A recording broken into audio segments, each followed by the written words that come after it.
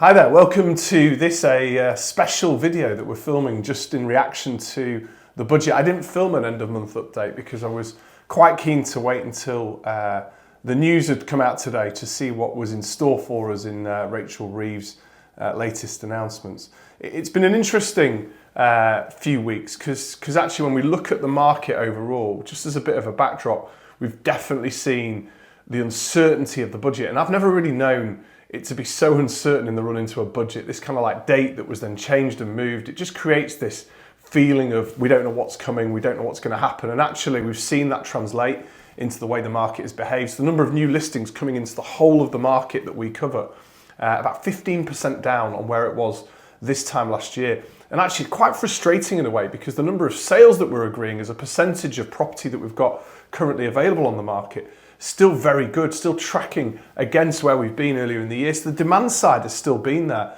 but unfortunately the uncertainty that's been created in the run up to this budget, not been great. And so I'm pleased that today we've finally got to hear exactly what's coming and exactly what's going to change. And there were two big headlines, I think, that directly relate to the property market. There's obviously lots and lots of other stuff in the budget as well, not for me to necessarily go and pick through that. But let's just cover off the two main changes that we've seen today. So the first one, probably the big headline grabbing one, is the introduction of this mansion tax. So this is a tax that's going to be introduced on all properties that have a value of over £2 million. They're going to go out and try and value property in some way over the next few years in the run into this tax being introduced in 2028. Apparently properties above £2 million will pay £2,500 in an extra surcharge on council tax, all the way up to properties above £5 million that will pay an additional £7,500. So what do we make of this tax? Well, I can put two heads on. I can put the property across the country head on, or I can put the property in the north of England head on, which is really where most of our attention lays. First of all, before I cover that one, across the whole country, I don't think it's great. I think in the end, it's likely to create a little bit of uncertainty, particularly at the higher ends of the market. It's going to create some cliff edges around certain price bandings, and we're going to see that as these bandings come to fruition as we get to hear more about them. If we think about the north of England, I'm just going to read some stats out to you here just to give you a snapshot. Right? So across Yorkshire and the Humberside, over the course of this year, so far, so from January to November, we've seen just under 66,000 property transactions complete. So you want to take a guess, how many of those property transactions were above £2 million? I'll pause for a moment while you have a guess, okay? It was 48. So a very, very small percentage of our market is actually in that part of the price banding. That, of course, this is just property sales. This isn't the whole of the market, but it's just giving you a little bit of a snapshot of actually, for the north of England, this new tax probably isn't going to affect the vast majority of property transactions. As time goes on, as property prices rise, of course, that will likely change, especially if they don't shift those bandings, which I suspect they won't. But for now, it will have a very limited impact on the north of England. Be interesting to see how it affects some of the rest of the other parts of the country, particularly for those who've been living in properties for a long time in the south of England and have seen the value of them increase. They might not have the extra money to pay out in that surcharge.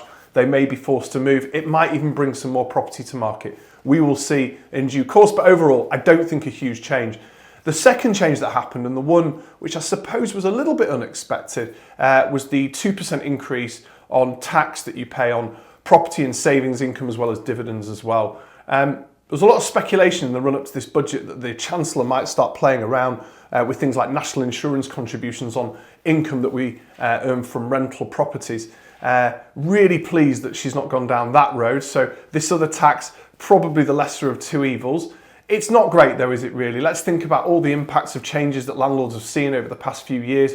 Property taxation changes, increase in compliance, increased borrowing costs. Of course, we're just having renters reform, which is now coming into being. So this is just another little kick for those people who hold property in personal names especially. And I don't think necessarily is going to be a great thing overall. I think for some who are already thinking about selling because of renters reform and other impacts, it might just push them over the edge.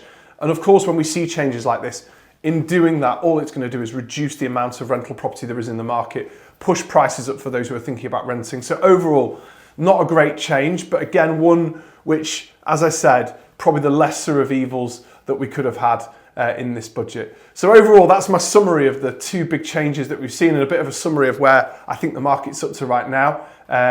Keep in touch. I'm going to film an update as we approach the end of the year, just to tell you how the year of 2025 has finished. And as always, give me a shout if you've got any questions. And if you're thinking about making that next move, we're available 8 a.m. till 8 p.m, 7 days a week. We'd love to talk to you. Thanks so much for watching.